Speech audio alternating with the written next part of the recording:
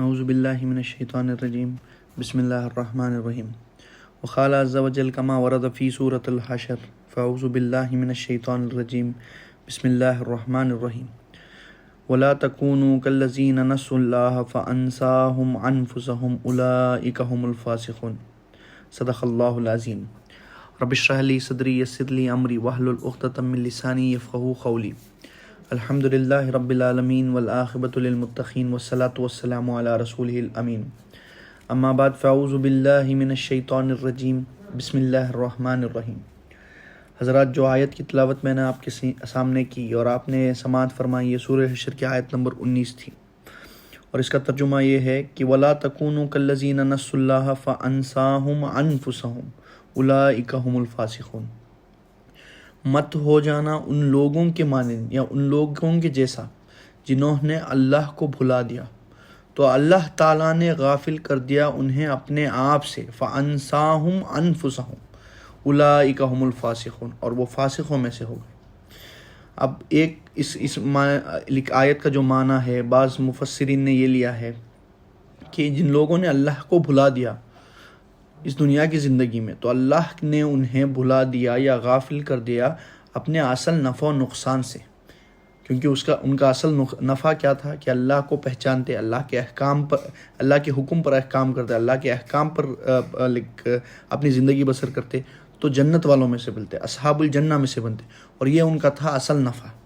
اور کیونکہ انہوں نے اللہ کو بھلا دیا تو اللہ نے انہیں غافل کر دیا اپنے اصل نفع و نقصان سے۔ اب وہ ان کے نقصان میں ہے لیکن پہچان نہیں پا رہے، کیونکہ اللہ کے جو احکام تھے اس کے خلاف انہوں نے زندگی بسر کی ہے اور اصحاب الجحیم میں سے بن گئے۔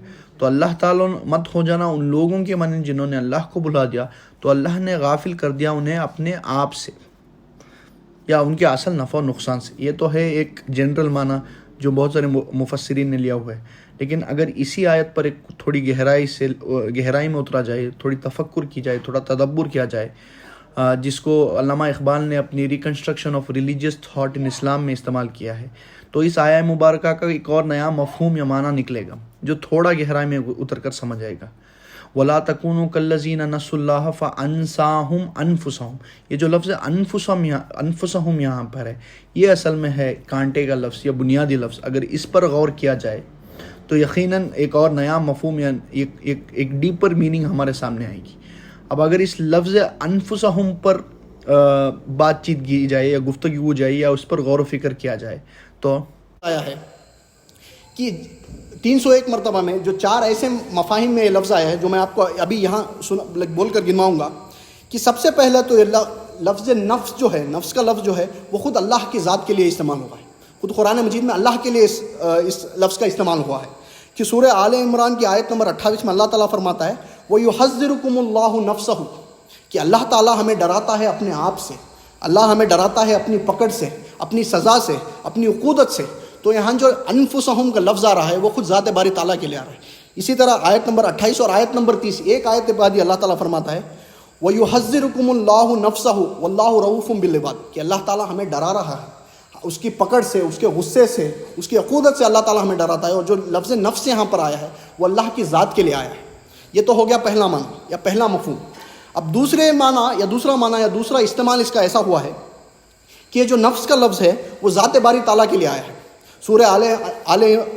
سورہ انعام میں اللہ فرماتا ہے آیت نمبر 12 میں کتب اللہ علی نفسہ الرحمہ، کتب اللہ علی نفسہ الرحمہ۔ ایک اور آیت نمبر 54 میں اللہ تعالیٰ فرماتا ہے کتب ربکم علی نفسہ الرحمہ، کہ اللہ تعالیٰ نے اپنے آپ پر رحمت لازم کر لی ہے، کہ اللہ تعالیٰ نے خود اپنے آپ پر رحمت لازم کر لی ہے۔ یہ جو لفظ انفسہم یہاں ہے وہ ذات باری تعالیٰ کے لیے آ رہا ہے۔ تو یہ 2 مفہوم ہو گئے۔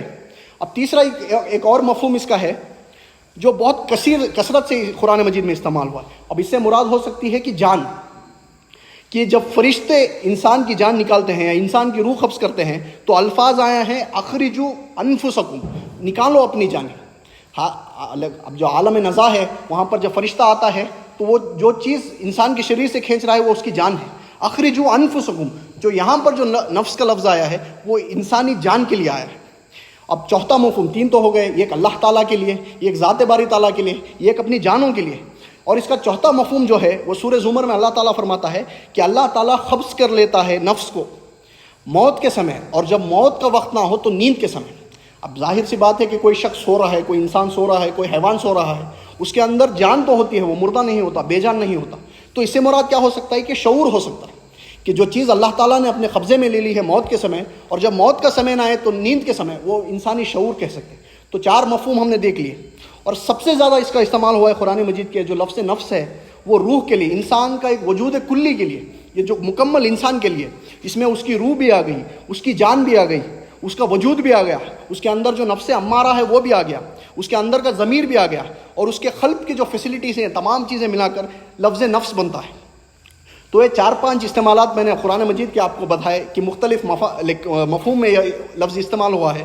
تو ان تمام چیزوں کو اگر جوڑا جائے تو یہ نتیجہ نکال سکتے ہیں کہ یہ جو لفظ نفس ہے، اس سے مراد کیا ہے کہ انسان کی ایک اصل حقیقت، اس سے مراد انسان کی ذات بھی ہو سکتی ہے، انسان کی جان بھی ہو سکتی ہے، انسان کا شعور بھی ہو سکتا ہے، لیکن اگر اوور آل میننگ نکالا جائے تو تمام مفاہیم ہیں نفس کے قرآن مجید میں، تو اس سے نکلتا ہے کہ انسان کی اصل حقیقت، کہ اللہ تعالیٰ اب پھر واپس آئیے آیت پر، وَلَا تَكُونُوا كَالَّذِينَ نَسُوا اللَّهَ فَأَنسَاهُمْ أَنفُسَهُمْ، مت ہو جانا ان لوگوں کے مانند جنہوں نے اللہ کو بھلا دیا، تو اللہ نے انہیں غافل کر دیا اپنی اصل حقیقت سے، کہ انسان اپنی اصل حقیقت سے غافل ہو جاتا ہے، کہ اس کے سامنے اس کے شریر کے تقاضے تو ہیں، کہ اس کے سامنے اس کی فزیکل باڈیز کے تقاضے تو ہیں۔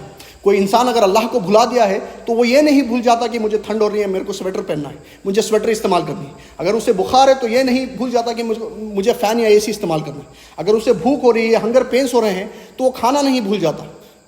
اگر اسے پیاس لگ رہی ہے تو وہ پانی نہیں بھول جاتا۔ اس کی فزیکل باڈی کے جو تقاضے ہیں وہ اس کے آگے ہیں، لیکن اس کی جو اصل حقیقت ہے اس سے اللہ اسے غافل کر دیتا ہے۔ اس کی جو اصل حقیقت ہے، جو انسان کے اندر مضمر ہے، ایک اصل انسان، اس کے وجود حقیقی یا حقیقی وجود کہہ سکتے ہیں، جس کے بنا پر وہ اشرف المخلوقات ہے۔ انسان کے اندر جو روح ربانی پھونکی گئی ہے، جس کے بنا پر وہ مسجود ملائک بنا، جیسے قرآن مجید میں فرماتا ہے اللہ تعالیٰ وَلَقَدْ كَرَّمْنَا بَنِي آدَمَ وَحَمَلْنَاهُمْ فِي الْبَرِّ وَالْبَحْرِ وَرَزَقْنَاهُمْ مِنَ الطَّيِّبَاتِ وَفَضَّلْنَا عَلَىٰ كَثِيرٍ مِّمَّنْ خَلَقْنَا تَفْضِيلًا۔ اس سے وہ غافل ہو جاتا ہے کہ اس کا جو بلندی کا مقام ہے، اس کی جو ایک عظمت کے مقام ہے تمام مخلوقات میں، وہ اشرف المخلوقات ہونے کا مادہ جو ہے وہ انسان بھول جاتا ہے، اللہ تعالیٰ اس انسان کو اس سے غافل کر دیتا ہے۔ یہ تو ہم نے سمجھ لیا کہ لفظ نفس کا کیا معنی ہے۔ اب میں تھوڑی دیر بات کرنا چاہتا ہوں علامہ اقبال پر، کہ ہمارا جو عنوان ہے آج کی قرآن کی روشنی میں علامہ اقبال کا فلسفہ خودی۔ اب جو علامہ اقبال ہے اس دور میں آپ کو کہہ دینا چاہتا ہوں کہ فکر اسلامی کے اعتبار سے میں انہیں مجدد سمجھتا ہوں۔ اب میری بات نوٹ کیجئے، اب ذہن سنیے کہ ایک ہے جامع شخصیت جس کے اندر علم ہے، علم کے ساتھ عمل ہے، پھر علم کے ساتھ فہم ہے، پھر اس کے اندر تقویٰ ہے، تدین ہے، اور مجاہدانہ کردار ہے۔ جو ہمارے پہلے مجددین ہوتے تھے، جیسے امام ابن تیمیہ ہیں، تمام لوگ ان کے اندر بیک وقت یہ تمام چیزیں موجود تھی کہ علم ہے، عمل ہے، علم کے ساتھ فہم ہے، تقویٰ ہے، تدین ہے، مجاہدانہ کردار ہے۔ یہ تمام چیزیں بیک وقت مجددوں کے اندر موجود تھی۔ جیسے مولانا مودودی ہیں، ڈاکٹر اسرار احمد مرحوم ہیں، یہ تمام لوگ جو ہیں بیک وقت تمام چیزیں ان کے اندر موجود تھی۔ لیکن آج کا جو دور ہے، جسے قحط الرجال یا لیک آف کیپیبل مین کا جو دور ہے، اس کے حساب سے اگر دیکھا جائے تو کسی کی اگر کوئی شخصیت کی کسی ایک پہلو سے بھی کنٹریبیوشن ہے تو اس کا پورا اعتراف ہونا چاہیے۔ جو دوسرے پہلو یا بعض پہلو سے اس کی کمیاں ہیں اس کو نظر انداز کرتے ہوئے، اسے غض بصر کرتے ہوئے، اس سے جلدی آگے بڑھتے ہوئے، جو فیلڈ میں اس کی کنٹریبیوشن ہے اس کی اعتراف ہونی چاہیے، اس کی پہچان ہونی چاہیے۔ تو اس کے مقابل میں علامہ اقبال کو کوئی ولی نہیں سمجھتا، وہ کوئی متقی یا متدین آدمی نہیں تھے، وہ شمشیر بکف بھی نہیں تھے، ان کا علم دین میں بھی کوئی ویسا مقام نہیں تھا۔ لیکن جو میں بات کر رہا ہوں فکر دین کے اعتبار سے علامہ اقبال کو میں مجدد سمجھتا ہوں۔ اب فکر دین میں اور جو علم دین ہے اس میں فرق ہے۔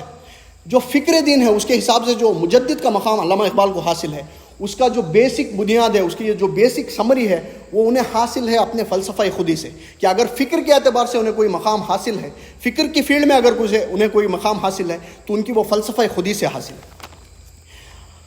ایک اور میں واقعہ بتا دینا چاہتا ہوں کہ ایک ہے سید نذیر نیازی مرحوم، انہوں نے ایک واقعہ لکھا تھا کہ ایک علامہ اقبال کے اسٹوڈنٹس میں سے ایک تھے، تو انہوں نے ایک بار کہا کہ علامہ اقبال سے فرمایا کہ جو آپ کا فلسفہ خودی ہے، بڑی ہلچل ہو رہی ہے، بڑی لوگوں میں بات چل رہی ہے کہ جو آپ کا یہ فلسفہ خودی ہے، اس کا منبع کیا ہے، سرچشمہ کیا ہے، کہاں سے آپ نے اس کے لیے اصول یا کہاں سے اس کے لیے آپ نے فاؤنڈیشن اخذ کیے یا حاصل کیے؟ تو علامہ اقبال یہ سنتے ہیں اور فرماتے ہیں کہ کل فلاں وقت آ جانا، میں آپ کو ڈکٹیٹ کرا دوں گا۔ تو سید نذیر نیازی جو لکھتے ہیں کہ میں بڑا خوش ہوا کہ جو شاعر مشرق حکیم الامت ہے ان کا جو فلسفہ ہے سب سے بہترین فلسفہ، فلسفہ خودی، اس کے جو اصول ہیں سب سے پہلے مجھے معلوم ہو. تو وہ لکھتے ہیں کہ اگلے دن میں پینسل اور کاپی لے کر گیا علامہ کے گھر، اور میں بڑا خوش تھا، اور میں گیا، میں بیٹھا تو علامہ اقبال نے فرمایا کہ وہ جو قرآن مجید ہے وہ ذرا لے کر. تو نذیر نیازی صاحب لکھتے ہیں کہ میں فوراً میرے اوپر کوئی وہ جو خوشی تھی وہ غائب ہو گئی، کہ وہ سوچ کے آئے تھے کہ میں کوئی بڑے بڑے فلسفیوں کے نام حاصل کر کے جاؤں گا، ان کے جو اصول ہیں، ان کے جو فاؤنڈیشنز ہیں، ان کا جو فلسفہ ہے وہ حاصل کر کے جاؤں گا. لیکن یہ قرآن مجید، تو وہ قرآن مجید لاتے ہیں. اس کے بعد علامہ اقبال فرماتے ہیں کہ سورہ حشر نکالو اور آیت نمبر 19 نکالو، وَلَا تَكُونُوا كَالَّذِينَ نَسُوا اللَّهَ فَأَنسَاهُمْ أَنفُسَهُمْ أُولَٰئِكَ هُمُ الْفَاسِقُونَ. علامہ نے فرمایا یہ ہے میرے فلسفہ خودی کا منبع، اسی سے میں نے اصول فلسفہ خودی کے لیے حاصل کیے ہیں.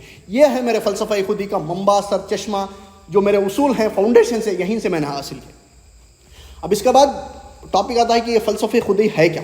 اب یہ فلسفہ خودی سمجھنے کے لیے فکر کی تجدید، ایک سمجھ لیجئے میں کیا عنوان پر بات کر رہا ہوں، فکر کی تجدید یا اصلاح، ریفارمیشن اگر انگلش میں ترجمہ کر دیا جائے تو ریفارمیشن یا رینیول آف اسلامک تھاٹ، کہ فکر کی تجدید کے میں 3 ادوار یا 3 انسٹنس یا 3 دور کا ذکر کرنا چاہتا ہوں اس فلسفہ خودی کو سمجھنے کے لیے. اب فکر کی تجدید یا فکر جو ہوتی ہے وہ اس کے کئی پہلو ہوتے ہیں. اب تجدید کے کئی پہلو ہوتے ہیں. مثلاً اگر مثال کے طور پر دیکھا جائے تو سب سے پہلے مجدد امت تھے حضرت عمر بن عبدالعزیز رحمہ اللہ. اب حضرت عمر جن کو 5واں خلیفہ راشد بھی شمار کیا گیا، کہ لوگ بعض مفسرین لکھتے ہیں کہ 5ویں خلیفہ راشد حضرت عمر بن عبدالعزیز ہیں رحمہ اللہ، یہ بنو امیہ سے تھے. تو ظاہر سی بات ہے جب ان کی تجدید کس نوعیت پر تھی کہ مسلمانوں کے یہاں اس ٹائم پہ، اس دور میں کوئی فکری گمراہی نہیں آئی تھی، کوئی باہر کا فلسفہ یا کوئی باہر کی بیرونی منطق نہیں حملہ ہوئی تھی، کوئی سائنس کی تعلیم نے آ کر اسلامی عقائد پر حملہ نہیں کیا تھا. یہ جو 2 چیزیں بگڑی ہوئی تھی وہ عمل کے حساب سے. اب عمل کے حساب سے کیا بگڑی ہوئی تھی کہ نمبر 1 جو تھا، جو خلافت تھا یا حکومت کی سربراہی جو تھی، اس کے باوجود کہ مسلمان اپنے آپ میں سے مشورہ کر کے جو سب سے اہل انسان ہو یا سب سے جو متقی انسان ہو یا سب سے کیپیبل انسان ہو اس کو الاٹ کر دے، اس کو منتخب کر دے، اس کے باوجود انہوں نے خلافت کو ایک خاندانی شے بنا لی تھی کہ میرے بعد میرا بیٹا ہی خلیفہ بنے گا. پہلی چیز تو یہ تھی.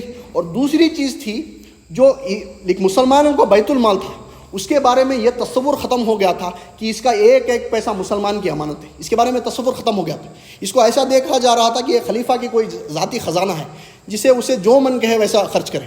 تو یہ جو 2 چیزیں تھیں، یہ حساب سے اسلام کے اندر وہ گمراہی آئی تھی. یہ جیسے علامہ اقبال وہ ایک شعر میں فرماتے ہیں، تھمتا نہ تھا کسی سے سیل رواں ہمارا، کہ اسلام کی جو رفتار تھی، اسلام کی جو پیس تھی، وہ ان 2 چیزوں کی وجہ سے سلو پڑ گئی تھی. تو ان 2 چیزوں کو کامل اصلاح حضرت عمر بن عبدالعزیز نے کر دی.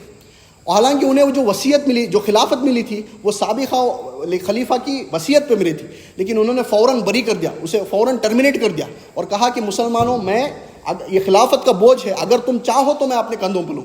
مطلب جو پچھلے سابقہ خلیفہ کی جو وصیت تھی، اس کے ذریعے سے میں خلافت نہیں لینا چاہتا. تو مسلمانوں کے یہاں ایک ریفرنڈم ہوا، ایک پلیبیسائٹ ہوا، اور انہوں نے تسلیم کیا کہ ہم آپ ہی کو مانتے ہیں، آپ ہی خلافت کی دور کو سنبھالیں. اس کے بعد انہوں نے خلافت کی جو بوجھ ہے وہ اپنے کاندھوں پر لیا. اور کس تقویٰ کے ساتھ لیا کہ آپ نے اس چراغ کا مشہور واقعہ تو سنا ہی ہوگا کہ رات کو کچھ سرکاری کام کر رہے تھے اور جو چراغ جل رہی تھی وہ بیت المال کے پیسوں سے اس میں تیل کر چراغ جل رہی تھی. ایک رشتہ دار آیا اور اس نے کوئی پرسنل یا ذاتی بات کرنی چاہی تو فوراً عمر بن عبدالعزیز نے پھونک مار کر اس چراغ کو بجھا دیا اور کہا کہ یہ جو تم وقت میرا لے رہے ہو ذاتی کام کے لیے، ذاتی ڈسکشن کے لیے، ذاتی بات چیت کے لیے، اس کے لیے میں اس چراغ کی روشنی کا استعمال نہیں کر سکتا جس کے اندر بیت المال کا تیل جل رہا ہو. تو اس لیول پر تو یہ تھی فکر کی تجدید نہیں، یہ تھی عمل کی تجدید. جو خرابیاں امت مسلمہ میں آ گئی تھی، تمام چیزوں کی تجدید انہوں نے کر دی اس 2 چیزوں کی. اس کے بعد واپس جو خلافت راشدہ کا دور تھا، نمونہ تھا، اس پر یہ واپس لے آئے مسلمان امت کو. لیکن جو میں آج بات کرنا چاہ رہا ہوں یہ ایسی تجدید نہیں، اسپیسیفکلی میرا عنوان ہے فکر کی تجدید یا ریفارمیشن آف اسلامک تھاٹ اور تھاٹس ان اسلام. یہ فکر کی تجدید کے میں 3 انسٹنسز آپ کو گنا دینا چاہتا ہوں کہ نمبر 1 یا پہلا دور، 3 دور میں سے پہلا دور جو ہے وہ تقریباً آج سے 1000 سال قبل آیا، 1000 سال پہلے آیا، جس میں کہ یونان کی منطق اور یونان کا فلسفہ، کہ گریک لاجک اور گریک فلسفی جو ہے، یونان کی منطق اور یونان کا فلسفہ، یہ عالم اسلام پر حملہ ور ہوتا ہے. اور یہ ایمان کے بنیادی عقائد جو ہے، عقیدے جو ہے، اس پر حملہ ور ہوتا ہے. کہ ارسطو کی فزکس یا منطق کو ایسا قبول عام ملا کہ وہ ایک میزان بن گئی، جو شے اس پر تل کر حق ثابت ہوگی وہی حق ہوگی، اور جو اس میں بے وزن ہو جائے گی وہ بے وزن ہو جائے گی۔ تو اس سے بہت سارا بڑا عالم اسلام میں ہنگامہ کھڑا ہوا کہ جبر و قدر کا مسئلہ کھڑا ہو گیا، کہ کانسیپٹ آف فری ول جو کہتے ہیں ہم انگریزی میں، اس کا مسئلہ کھڑا ہو گیا۔ اللہ کی ذات و صفات کی بحثیں کھڑی ہوگی کہ اللہ کی ذات کیا ہے، اللہ کی ذات و صفات کی بحثیں کھڑی ہوگی، اور قرآن کی تخلیق کی بحثیں کھڑی ہوگی کہ قرآن اللہ کی مخلوق ہے یا غیر مخلوق ہے۔ اب یہ تمام مسائل ایسے ہیں جو آج اگر ہم سوچتے ہیں تو ہمارے دل میں ہم مسکراتے ہیں، لیکن اس زمانے میں اتنی ڈینجرس ہو گئے تھے، اتنے خطرناک ہو گئے تھے کہ لوگوں کے عقیدہ جو ہیں وہ مطمئن ہونے لگے تھے، وہ اس سے انفلوئنس ہونے لگے تھے کہ جبر و قدر کا مسئلہ اٹھ کھڑا ہوا تھا، اللہ کی ذات و صفات کا مسئلہ اٹھ کھڑا ہوا تھا، قرآن کی خلق کا مسئلہ اٹھ کھڑا ہوا تھا، اور وحی کی حقیقت کیا ہے۔ اس میں تمام اور فلاسفرز ابن سینا، فارابی، انہوں نے نئے نئے نظریے دیے کہ تخلیق کے نئے نئے نظریے دیے۔ تو یہ تمام چیزیں عالم اسلام پر حملہ ور ہوئی، اور عالم اسلام کے لیے اور ایمان کی بنیادی عقائد کے لیے یہ ایک بہت بڑا چیلنج بن کر سامنے ہے، فکر کی تجدید کے اعتبار سے۔ اس کا مقابلہ کرنے کے لیے اللہ تعالیٰ نے دو عظیم شخصیت کو کھڑا کیا۔ نمبر ایک امام غزالی، جنہوں نے تحافت الفلاسفہ کتاب لکھ کر اس منطق کی جڑیں کاٹ دی، اور نمبر دو امام ابن تیمیہ رحمہ اللہ، جنہوں نے الرد علی المنطقین یہ کتاب لکھی ہے، مارکۃ الآراء، اس سے منطق سے نفی کر دی کہ یہ جو تمہاری منطق ہے وہ ایسا میزان نہیں ہے جو شاید اس پر تل کر آگے جائے گی وہی حق قرار ہوگی، اور جو اس میں بے وزن ہے وہ بے وزن ہو جائے گی، کیونکہ تمہاری جو گریک منطق ہے، جو تمہاری منطق ہے اور جو تمہارا فلاسفہ ہے، اسی کے پیر جمے ہوئے نہیں ہیں، اسی کے پیر لکڑی کے ہیں، وہ فولادی نہیں ہیں، وہ زمین میں جمے ہوئے نہیں ہیں۔ تو یہ جو دو کام ہوئے ہیں اس دور میں، امام غزالی رحمہ اللہ اور امام ابن تیمیہ رحمہ اللہ، یہ بہت بڑا ایک تجدید کا کارنامہ کہہ سکتے ہیں۔ یہ تو تھا پہلا دور جو آج سے تقریباً میں نے کہا کہ آیا 1000 سال قبل۔ اب آئیے پہچانیے دوسرا دور۔ دوسرا دور آیا تصوف کے راستے سے، تصوف یا صوفزم، تصوف کے راستے سے، اور تصوف کے ساتھ بھی ملا تھا فلسفہ ہموست۔ اب میں سمجھاتا ہوں کہ ہموست ہے کیا۔ جب خالق نے مخلوق بنا دی، ایک تو ہے خالق اور دوسرا ہے مخلوق، خالق کے ساتھ جب مخلوق جم گئی تو لوگوں کے اندر ایک سوال پیدا ہے کہ ان دونوں کے درمیان تعلق کیا ہے، کہ خالق اور مخلوق کا رشتہ کیا ہے یا تعلق کیا ہے، یا ان دونوں کے بھی درمیان نسبت کیا ہے۔ اب مثال کے طور پر آپ سمجھیے، اب میں مثال کے طور پر سمجھانے کی کوشش کرتا ہوں کہ ایک کارپینٹر ہے، اگر اس کارپینٹر نے چیئر بنائی تو دو چیزوں سے بنا سکتا ہے۔ نمبر ایک کہ اس کے پاس صلاحیت ہونی چاہیے اس چیئر کو بنانے کے لیے، اور نمبر دو اس کے پاس لکڑی موجود ہونی چاہیے، وہ خود لکڑی نہیں پیدا کر سکتا۔ نمبر ایک کہ اس کے پاس صلاحیت ہو، اور نمبر دو کہ اس کے پاس وہ میٹیریل موجود ہو، یا را میٹیریل یا لکڑی موجود ہو۔ اب اس تمام چیزوں کو اگر اپلائی کیے تو ہمارے ذہن میں کیا تصور بنتا ہے کہ ایک آلریڈی موجود چیز سے دوسری چیز بنانا خلق ہے یا تخلیق ہے۔ لیکن قرآن مجید میں اللہ تعالیٰ فرماتے ہیں بدیع السماوات والارض، اور فرماتے ہیں ایک اور آیت میں خلق الانسان من صلصال کالفخار وخلق الجان من مارج من نار۔ تو اللہ کے افعال کے دو قسمیں ہم کو پتہ چلی، ایک ہے ابداع، جسے انگریزی میں کہتے ہیں کریشن ایکس نیہیلو، کہ اللہ تعالیٰ ایک چیز کو بنا دیتا ہے صرف عدم محض سے، وداؤٹ نتھنگ، کہ making some thing out of nothing, وہ ہے اللہ کی ابداع۔ اور تخلیق جو ہے ایک ایگزسٹنگ چیز سے دوسری چیز بنانا، جیسے ہم کو گار سے یا مٹی سے بنایا ہے، جنات کو اللہ تعالیٰ نے آگ سے بنایا ہے، خلق الانسان من صلصال کالفخار، وہ تخلیق ہے، وہ ایک کیٹیگری ہے۔ لیکن دوسری کیٹیگری کیا ہے؟ بدیع السماوات والارض، کہ اللہ تعالیٰ نے اس سما کو، اس آسمان کو، اس کائنات کو بنایا، اس یونیورس کو بنایا ابداع کے طور پر، کہ creating some thing out of nothing. لیکن بعض مفسرین کو یا بعض لوگوں کو یہ بات سمجھ نہیں ہے، بعض مذہب کے لوگوں کو یہ بات سمجھ نہیں ہے۔ تو مفہوم کیا نکل گیا کہ جیسے ہماری باڈی مادے سے بنی ہے یا ہماری باڈی مٹیریلسٹک ہے، تو کیا پوائنٹ آف ویو آیا کہ اللہ تعالیٰ ایگزسٹنگ تھا اور اس کے ساتھ مادہ بھی ہمیشہ سے ایگزسٹنگ تھا، تو اللہ تعالیٰ نے مادے کا استعمال کر کے انسان کو بنایا۔ اس میں دو خدیم ہو گئے، ایک تو اللہ تعالیٰ خدیم ہوا، ایک دوسرا مادہ خدیم ہو گیا، تو یہ دو خدیم ہو گئے۔ اور بعض مذہب میں تو 3 خدیم کا کانسیپٹ بھی ہے، کہ وہ مانتے ہیں کہ خدا بھی خدیم ہے، مادہ بھی خدیم ہے، اور انسان کے اندر جو روح ہے وہ بھی خدیم ہے۔ یہ 3 خدیم اور 2 خدیم کی چیزاں، یہ بدترین اسلام کے اندر شرک ہے، کہ آپ نے ایک چیز کو اٹھا کر اللہ کے ہم پلہ بنا دیا، کہ آپ کہہ رہے ہیں کہ اللہ تو ہمیشہ سے تھا ہی، لیکن اللہ کے ساتھ مادہ بھی ہمیشہ سے تھا۔ یہ 2 خدیم اور 3 خدیم کا جو کانسیپٹ ہے یہ شرک ہے۔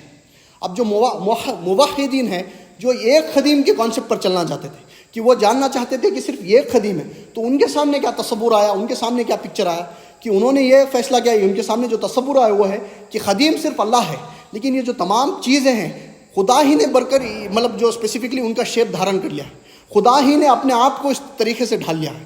یہ ہے جو انگلش میں کہتے ہیں پینتھیزم، یا عربی میں کہتے ہیں ہموست، فلسفہ ہموست، کہ سب وہی ہے۔ جیسے آپ نے برف لیا، اس کو پگھلائی، آپ نے پانی بن گیا، اب اس کو آپ نے گرم کیا، وہ بھاپ بن گئی. اب بھاپ کہاں گئی؟ وہی پانی ہے، پانی ہی ہے، برف ہے، برف ہی بھاپ ہے. تمام چیزیں ہیں کہ ہر چیز خدا ہے، ہر چیز خدا ہے. ایوری تھنگ از ہی. یہ جو پینتھیزم یا ہموست کا کانسیپٹ تھا، یہ ہے ہموست. اب اس کا یہ بھی بدترین شرک میں ہے کہ ہر چیز کے ساتھ خدا کو ایسوسیٹ کر دینا. کہ اگر بالفرض نعوذ باللہ اگر یہ تھیوری کو کنسیڈر کروں تو اس ٹیبل کے اندر بھی خدا ہوگا، اس چیئر کے اندر بھی خدا ہوگا، اور نعوذ باللہ خود میرے اندر بھی خدا ہوگا. تو یہ ہے ہموست کا کانسیپٹ. یہ جو گمراہی آئی تھی اس کو صحیح کیا ہے ہمارے ایک طبقے نے، اس کو میں عنوان دیتا ہوں وجودی. یہ وہ لوگ ہیں جو قائل ہیں وحدت الوجود، وحدت الشعود اور توحید وجودی کی. اب انہوں نے اسے کاؤنٹر کرنے کے لیے کیا ریزننگ دی کہ جو کائنات کی حقیقت ہے یہ صرف اپیئرنس ہے.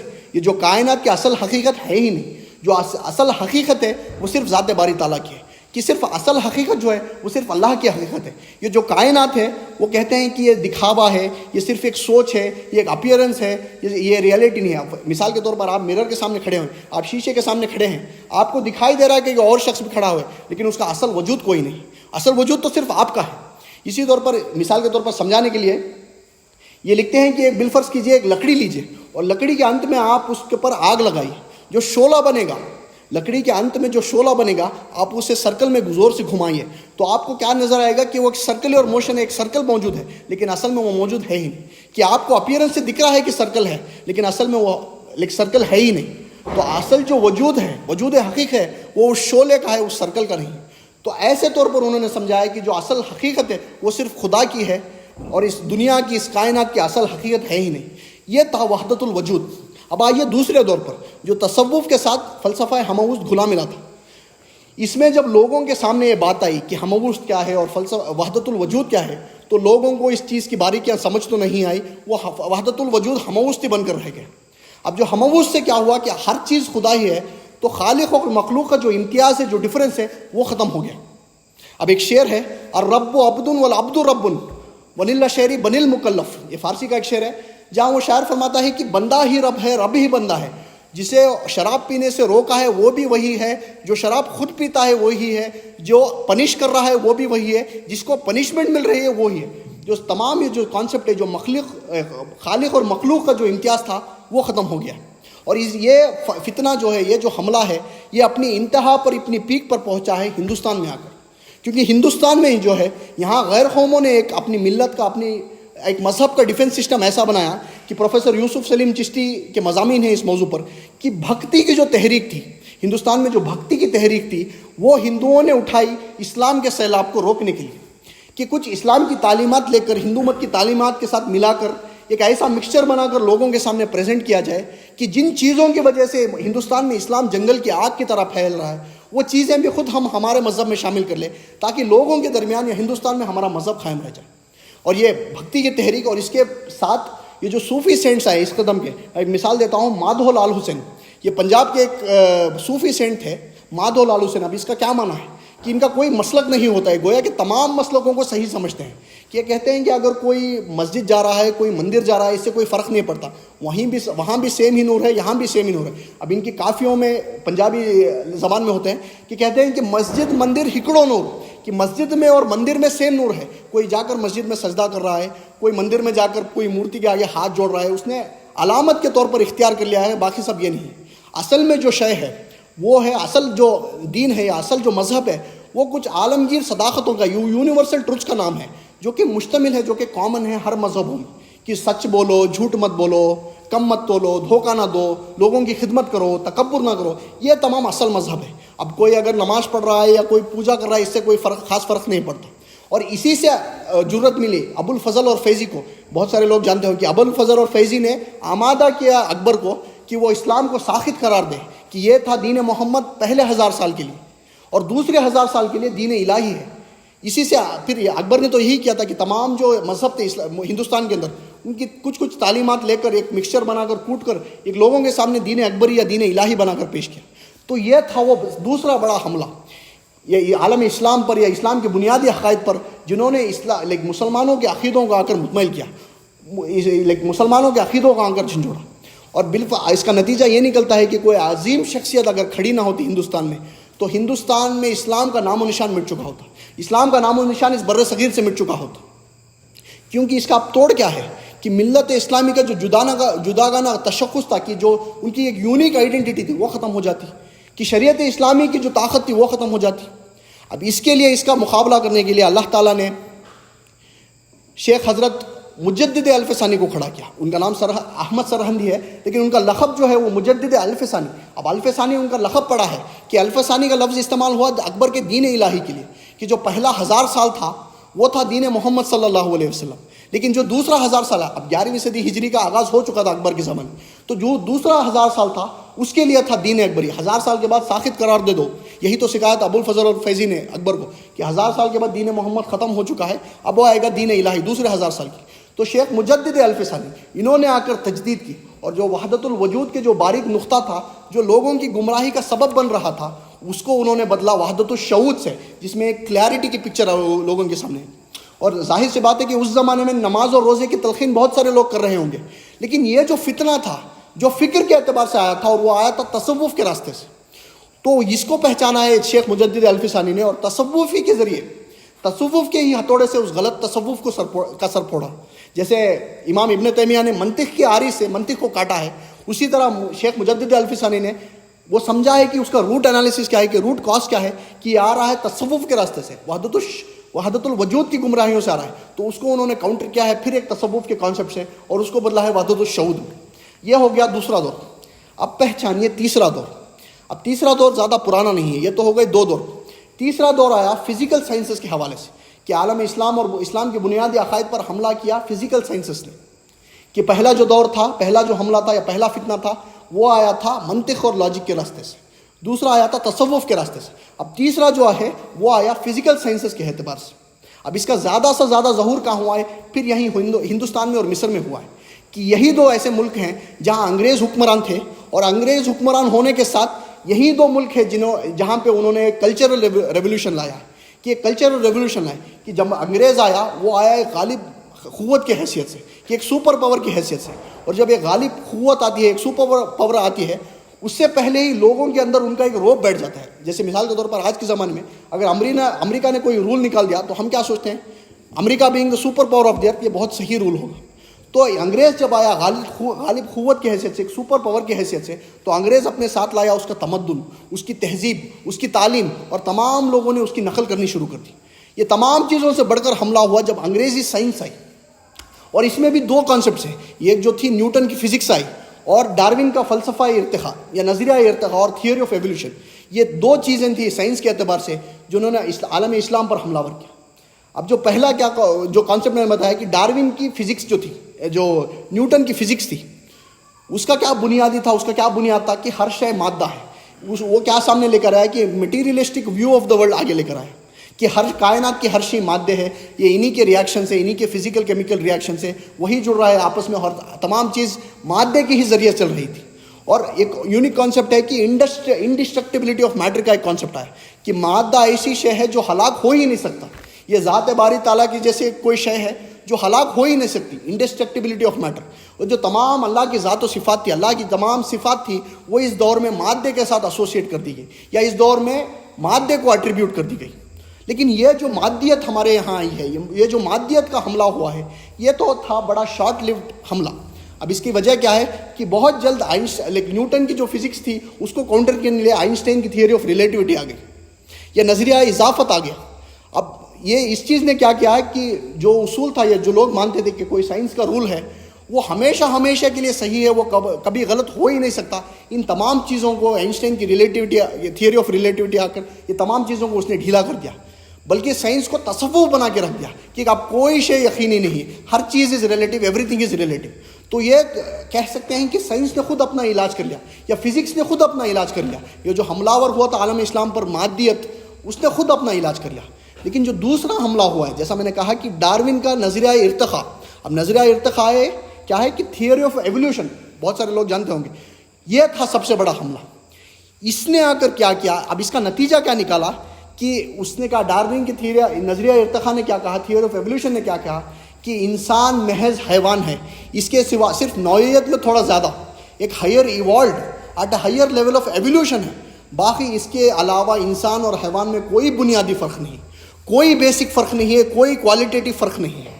اب میں ایک بات کہہ دوں، اس کے جراثیم جو ہیں وہ ابن مسکوے کے ہاں بھی موجود تھے، جو 8-9 سینچریز ڈارون سے پہلے بھی آ چکے تھے، لیکن اس دوران اس کا موجود ہونا بھی، لوگ اگر اس میں مان بھی لیں تو ایک انسان کی الگ کریشن ہونا کی کانسیپٹ لوگوں میں تھا کہ مان لیں اگر میرے اندر بھی روح ہے اور ایک حیوان کے اندر بھی روح ہے، لیکن جو میرے اندر کی روح ہے وہ اس سے زیادہ اسپیشل ہے، وہ اس سے زیادہ بلند ہے. یہ جو کانسیپٹ تھا یہ مسلمانوں کے یہاں برقرار تھا. لیکن جو ڈارون کی تھیوری آئی اس نے سائنٹیفکلی آ کر یہ بات ذہنوں میں انسانوں کی بٹھا دی کہ انسان محض ایک حیوان ہے، اس کے علاوہ کوئی بیسک فرق انسان اور حیوان میں نہیں ہے.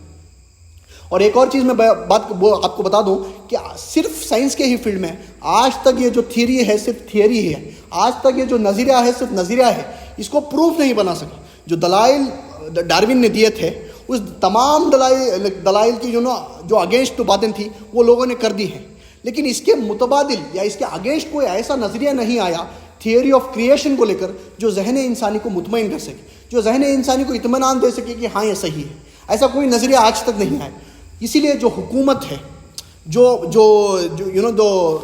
جو حکومت ہے اپنے ذہنوں پر تھیوری آف ایولیوشن کے لے کر سائنٹیفکلی، وہ صرف ابھی ڈارون کی تھیوری آف نظریہ ارتقاء کی ہے. اب اس کا نتیجہ کیا ہوا کہ کیا فرق ہے انسان اور حیوان میں. اب جو ڈارون کی تھیوری ہے اس کا نتیجہ کیا نکلتا ہے کہ کیا فرق ہے انسان اور حیوان میں. جب ہم خود انہی کے ڈسینڈنٹس ہیں کہ ہمارا وجود انہی کی وجہ سے ہے، ہم وجود میں آئے صرف انہی کی وجہ سے، تو ہماری زندگی کے اصول بھی ہمیں انہی سے اخذ کرنے پڑیں گے کہ ہماری زندگی کے جو اصول ہے، دا وے آف لیونگ، ہمیں ڈیرائیو کرنے چاہیے انہی کی زندگی سے حاصل کرنے چاہیے. اب اسی کا نتیجہ ہے کہ جیسا میں نے تربیتی پروگرام میں بھی کہا تھا کہ کیا فرق ہے بیوی میں اور بہن میں اور بیٹی میں اور ماں میں.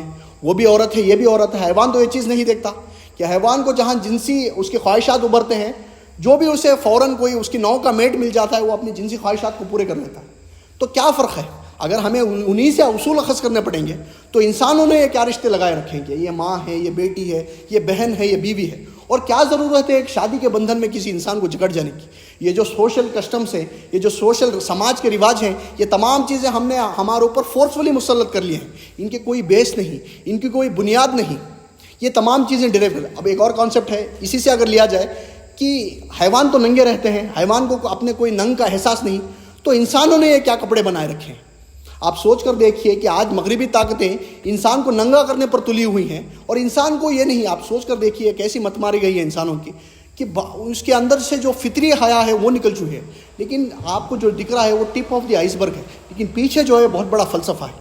یہی سے ڈیرائیو کر سکتے ہیں ڈارون کے کانسیپٹس کو کہ اس نے کہا کہ جیسا میں نے کہا کہ انسان کی آج عظمت کو، انسان کی بلندی کو، انسان کی شرافت کو، انسان کے ایک اشرف المخلوقات ہونے کے مقام کو، انسان کے ایک مسجود ملائک ہونے کے مقام کو، جو اس کے اندر روح ربانی پھونکی گئی ہے، ان تمام چیزوں سے انسان کو مستعفی کر کے کہ آج کا انسان خود استعفیٰ لکھ کر دے چکا ہے. نہ میرے اندر کوئی عظمت ہے، نہ میرے اندر کوئی بلندی ہے، نہ میرے اندر کوئی اشرف المخلوقات ہونے کا مقام ہے، اور میرے اس حیوانی وجود کے سوا میرے اندر کچھ نہیں ہے. ہاں یہ ضرور ہے کہ جو میرا حیوانی وجود ہے وہ at a higher scale of evolution پر ہے. باقی کیا ڈفرینس ہے یہ چمپینزی اور گوریلا اور اورانگوٹان سے اور میرے میں؟ اتنا ہی ڈفرینس ہے جتنا گھوڑے اور گدھے میں ہے کہ گدھا جو ہے تھوڑا کورس قسم کا جانور ہے اور گھوڑا جو ہے تھوڑا ریفائنڈ قسم کا جانور ہے. اسی طرح یہ جو اورانگوٹان، چمپینزی اور افریقہ کے جنگلات میں چیخیں مارتے ہوئے پھرتے ہیں، یہ جو بندر، یہ تھوڑے کورس قسم کے انسان ہیں اور ہم تھوڑے ایڈوانس یا ریفائنڈ قسم کے انسان. اس کے علاوہ کوئی بیسک فرق انسان اور حیوان میں نہیں. یہ چیز ڈارون کے فلسفہ ارتقاء نے یا تھیوری آف ایولیوشن نے انسان کے دماغ میں بٹھا دی. اب اس کا دریافت ہے، اس کا جو اینٹیڈوٹ ہے، اس کا جو توڑ ہے وہ فراہم کیا ہے علامہ اقبال نے. یہ جو تیسرا حملہ تھا سائنس کے اعتبار سے، اس کا جو توڑ ہے وہ فراہم کیا ہے علامہ اقبال نے اپنی فلسفہ خودی سے. اب اس کی حاصل کیا ہے؟ فلسفہ خودی کا حاصل کیا ہے کہ انسان کی جو حقیقت ہے وہ مادی نہیں ہے، وہ میٹیریلسٹک نہیں ہے، وہ حیوانی نہیں ہے، وہ فزیکل نہیں ہے، وہ روحانی ہے.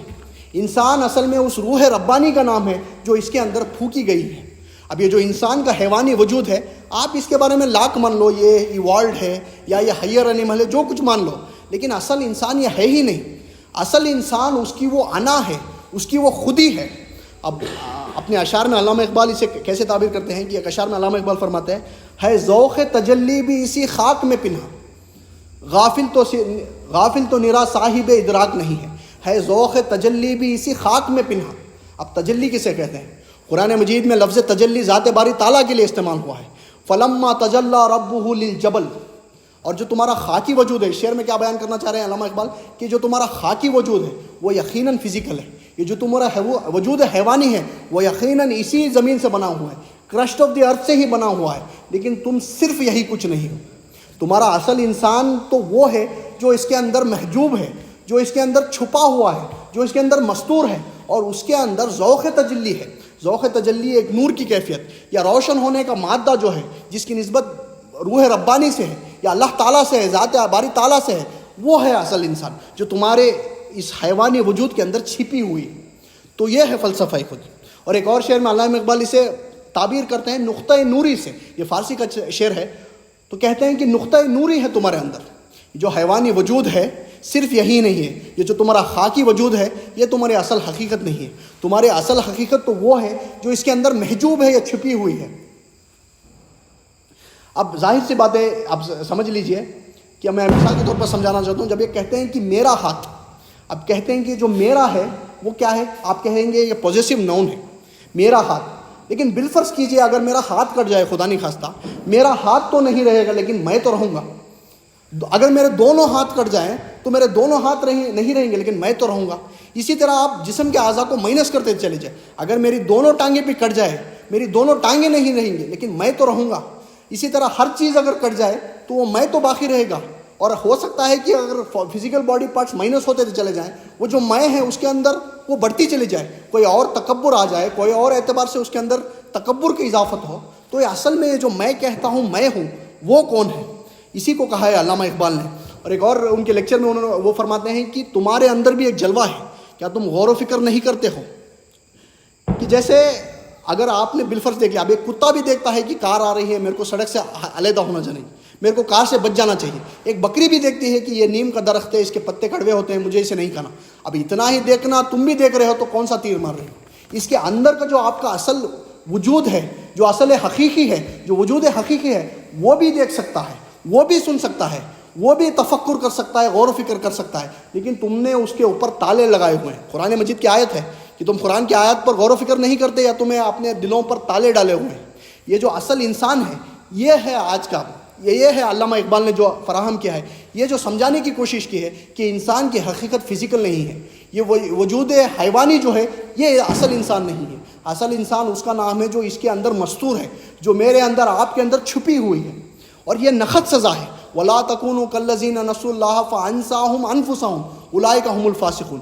اس دنیا میں یہ نخت سزا ہے اللہ کو بھلانے کے لیے کہ اللہ تعالیٰ انسان کو غافل کر دیتا ہے اپنے اصل حقیقت سے، اور انسان سمجھ بیٹھتا ہے کہ میں صرف ایک حیوان ہوں۔ میرے اندر جو عظمت ہے، میری جو اصل حقیقت ہے، میرے اندر جو اتنا بڑا وجود ہے، میرے اندر ایک روح ربانی جو پھونکی گئی ہے، میرے اندر جو اشرف المخلوقات ہونے کا مقام ہے، یہ تمام چیزیں میں نہیں ہوں، میں صرف ایک حیوانی وجود ہوں، اس کے سوا میں کچھ نہیں ہوں۔ یہ نخت سزا اس دنیا میں اللہ تعالیٰ جو انسانوں کو دیتا ہے اس کو بھلا دینے کی، کہ انسان اپنی اصل عظمت سے، اپنی اصل حقیقت سے غافل ہو جاتا ہے۔ اب جو مضمون چل رہا ہے اس کے مطابق میں آپ کو ایک اپنشد کا جملہ سنانا چاہتا ہوں۔ آپ یہ سوچیں گے کہ درس قرآن میں اپنشد کی بات کہاں سے ہے؟ دیکھیے، یہ جو حکمت ہے وہ ہر جگہ موجود ہے۔ حکمت جہاں کہیں بھی ہو، وہ اصل در حقیقت روح یا وحی ربانی کا کوئی نہ کوئی پرتو ہے، یا کوئی نہ کوئی اثرات جو ہے جو وہاں تک پہنچے۔ جب قرآن مجید خود کہتا ہے وَلِكُلِّ قَوْمٍ ہاد، ہر قوم کے لیے ہم نے ہادی بھیجے، اور ایسا کوئی ولیج نہیں ہو یا کوئی یہ نہیں ہے جہاں پہ ہمارا نذیر نہ پہنچا۔ یہ تمام چیزیں جو ہے یہ انبیاء ہی کی تعلیمات ہیں، لیکن اس کے ساتھ over the period of time جھوٹی باتیں بھی درج کر دی گئی، ان کی تعلیمات کو مسخ کر دیا گیا۔ اب اس کے دو مثال میں سمجھاتا ہوں کہ یہودیت اور عیسائیت، اگر موجودہ ان کی تعلیمات کو دیکھا جائے تو یہ نتیجہ نکالنا مشکل ہو جاتا ہے کہ عیسیٰ علیہ السلام اللہ کے رسول یا اللہ کے نبی بھی ہو سکتے ہیں۔ یہ تو قرآن مجید نے آ کر ہمیں بات بتائی۔ تو یہ تمام چیزیں انبیاء ہی کی تعلیمات ہیں جو بالفرض وہاں تک پہنچی ہیں۔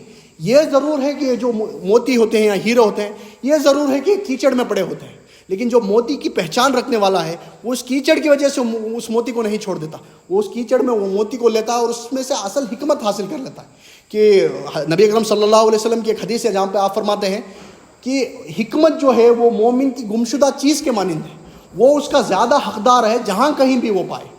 یہ نہیں کہ یہ فلان چیز اگر کوئی اپنشد میں ہو یا انجیل میں ہے یا زبور میں ہے یا تورات میں ہے یا کہیں بھی ہے، یہ میرا اس سے کیا لینا نہیں، کیونکہ نبی اکرم صلی اللہ علیہ وسلم کی حدیث تو کچھ اور بیان کر رہی ہے۔